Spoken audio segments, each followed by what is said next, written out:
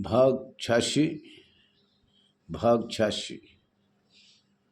साथियों, आपका अपना channel RS Dahiya x home guard में स्वागत है।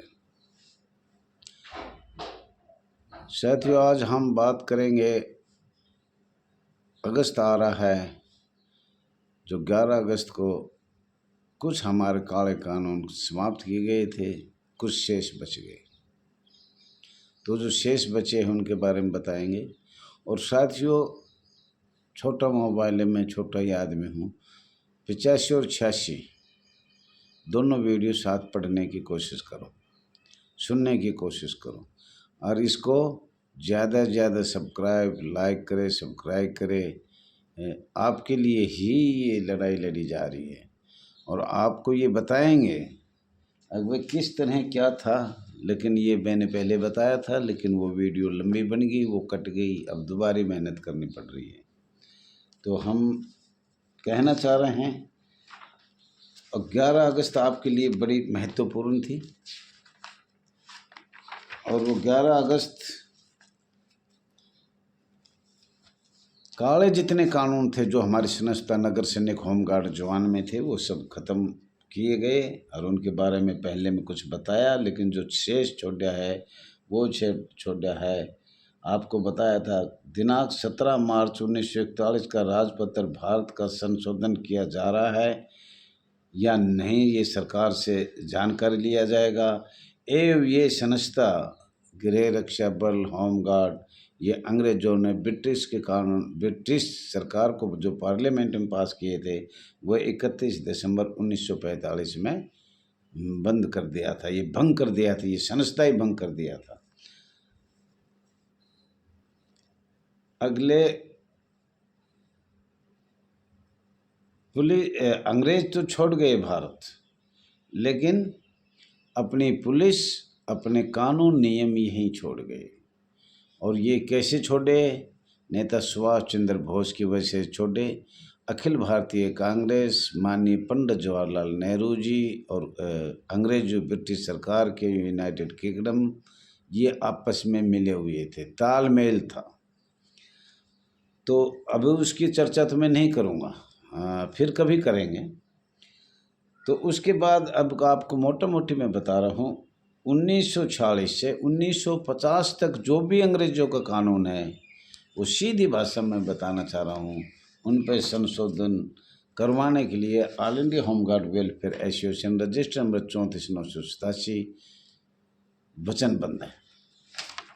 संघर्ष करना बहुत ज़रूरी है। संघर्ष तो करेंगे, वो सरकार की है, अपना करे या ना करे, पर हम जब तक हमारा आखिरी सांस रहेगा, जब तक तो हम अपनी मांग करते रहेंगे। हम अर्धसैनिक बल हैं, पैरामिलिट्री फोर्स हैं, और यही रहेंगे। अर्धसैनिक बल और पैरामिलिट्री का फर्ज, हमारा पुराना दर्जा हमें दिया जाए। अंग्रेज़ों ने जो भी किया वो सब आपको बता दिया। और भी माननीय हमारे प्रधानमंत्री मोदी जी, माननीय अमित शाह जी, और भी शायद संशोधन करेंगे। तो साथियों, ये आपको हमने बहुत मोटा मोटी बताया है, और इसमें कुछ बारीकी से बताऊं तो मेरी वीडियो वो हो जाती है। लेकिन इसमें एक और बता दूं हूँ, होमगार्ड मैनुअल 1941 करीब 250 पेज हैं। डबल करें दोनों के साइड कहें तो 450 पेज है। उसके बाद आपको हम चाह रहे हैं 1952 में भारत के 27 चुनाव हुए थे। उसमें आपको ये पता है पंडित जवाहरलाल नेहरू जी की वोट बहुत कम थी और माननीय सरदार जी पटेल की बहुत ज़्यादा थी। लेकिन गांधी जी ने कहा तो वो नेहरू जी बना।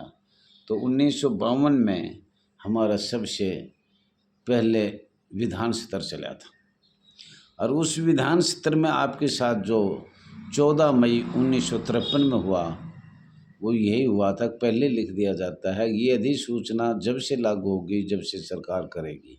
यही आपके 1940 से 1950 तक संविधान में लिखा हुआ है। तो आपको मीठा मीठा जहर देकर और आगे मारते ही चले गए। लेकिन इसको सबके खोलूँगा तो फिर मेरी वीडियो लंबी चली जाएगी। और भाई त्रिपाठी जी, आप निश्चित रहिए, दहिया जी तो बूढ़ा है, बहुत कम समय रह गया, आप करिए, आप जवान हो, मैं खुश हूँ। जो भी इस भारतवर्ष में हमारी आवाज़ उठा रहा है, हमारी संस्था की उठा रहा है, हमने अन्न पानी खाया है, वैसे निकाला हुए हूँ। मैं भूतपूर्व होमगार्ड हूँ, सारी ज़िंदगी चली गई, अब तो बहुत कम बच रही है।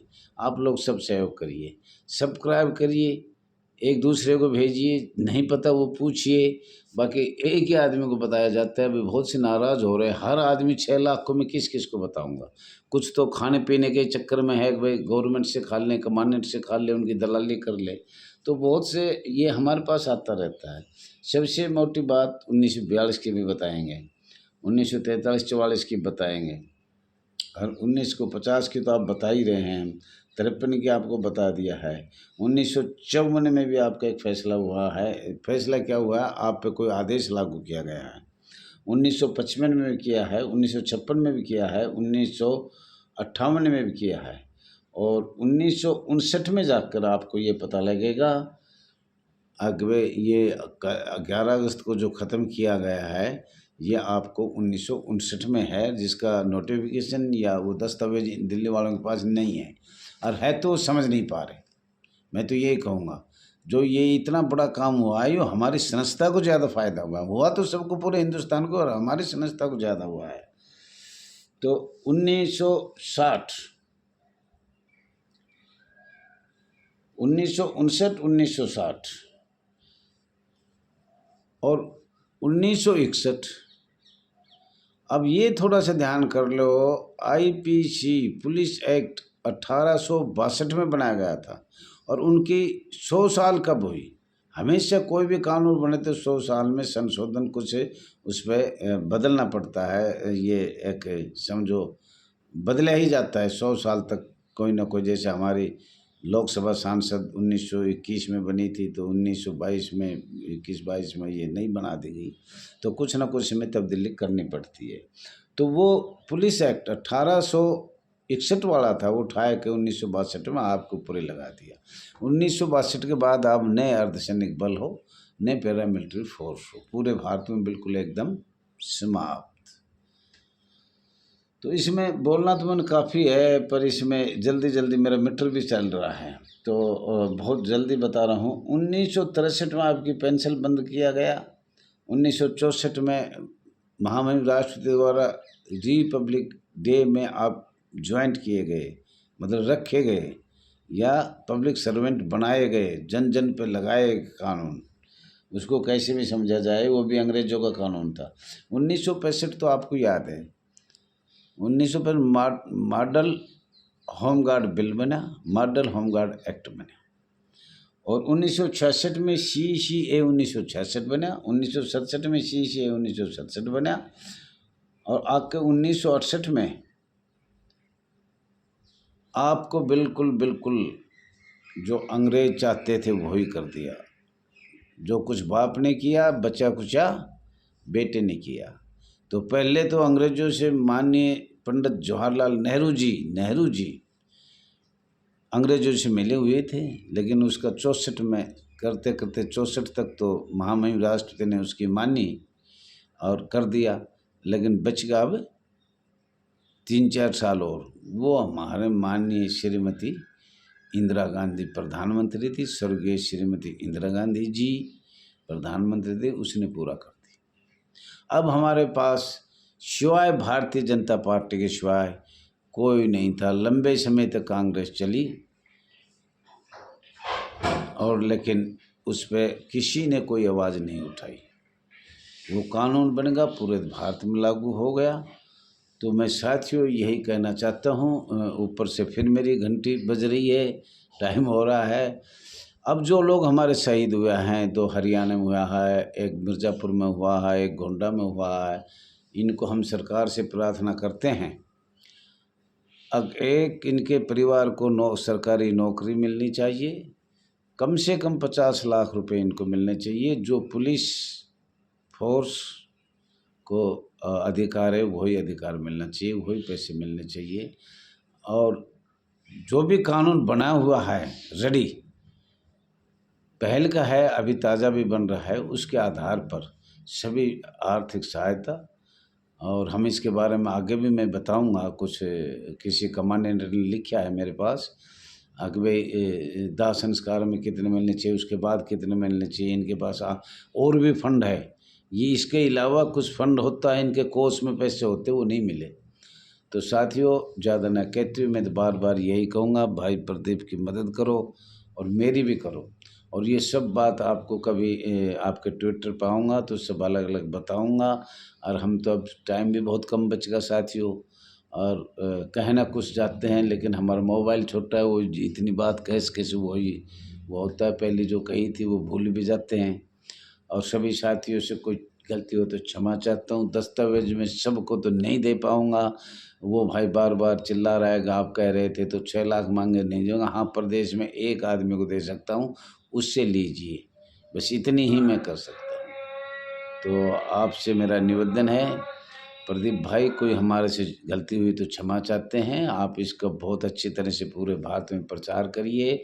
आगे हमारी all India home guard welfare association की रजिस्टर नंबर 34,987 पूरी तरह से ध्यान रख रहा है भारत सरकार होमगार्ड नगर सैनिक का कानून किस तरह बनाने जा रही है। आज़ाद भारत में हमने बार बार कहा है कि आज़ाद भारत में होमगार्ड गुलाम है, जबकि पूरा भारत आज़ाद है।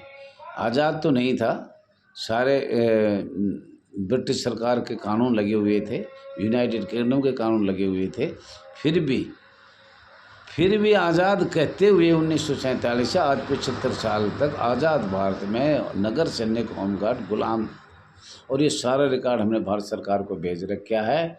ये मैं दावा करता हूँ, और ज़रूर आपको एक नगर सैनिक अर्धसैनिक बल की जो से पैरामिलिट्री फोर्स का दर्जा मिले, एक सरकारी कर्मचारी का दर्जा मिले। साथियों, फिर भी मैं बार बार ये कहता हूँ, कोई गलती हो तो क्षमा करना। ज़्यादा से ज़्यादा संगठन बनाइए, चैनल को सब्सक्राइब करिए, एक दूसरे को लाइक करिए, भेजिए। बहुत बहुत धन्यवाद।